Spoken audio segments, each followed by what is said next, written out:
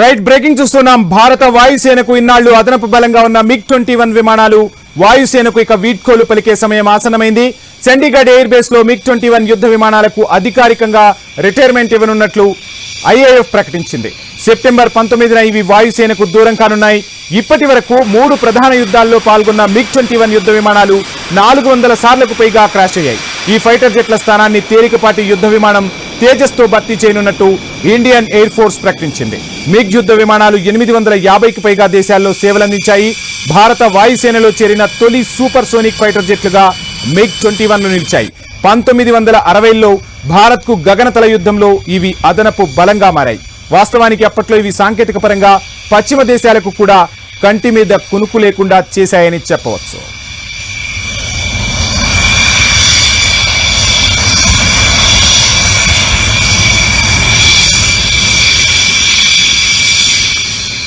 Right breaking చూస్తున్నాం. భారత వాయుసేనకు ఇన్నాళ్లు అదనపు బలంగా ఉన్న MiG-21 విమానాలు వాయుసేనకు వీడ్కోలు పలకనున్నాయి. చండీగఢ్ ఎయిర్ బేస్ లో MiG-21 యుద్ధ విమానాలకు అధికారికంగా రిటైర్మెంట్ ఇవ్వనున్నట్టు IAF ప్రకటించింది.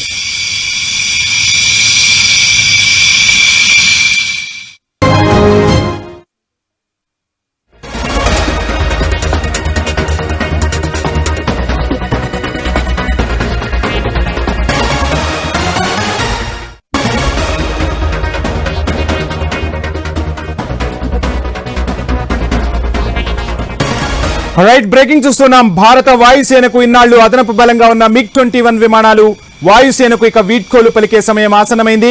చండీగఢ్ ఎయిర్ బేస్ లో MiG-21 యుద్ధ విమానాలకు అధికారికంగా రిటైర్మెంట్ ఇవ్వనున్నట్లు IAF ప్రకటించింది. సెప్టెంబర్ 19న ఇవి వాయుసేనకు దూరం కానున్నాయి. ఇప్పటి వరకు 3 ప్రధాన యుద్ధాల్లో పాల్గొన్న MiG-21 యుద్ధ విమానాలు 400 సార్లకు పైగా క్రాష్ అయ్యాయి. ఈ ఫైటర్ జెట్ల స్థానాన్ని తేలికపాటి యుద్ధ విమానం తేజస్ తో భర్తీ చేయనున్నట్టు ఇండియన్ ఎయిర్ ఫోర్స్ ప్రకటించింది. మిగ్ యుద్ధ విమానాలు 850కి పైగా దేశాల్లో సేవలందించాయి.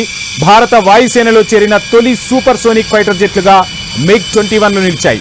1960లో భారత్ కు గగనతల యుద్ధంలో ఇవి అదనపు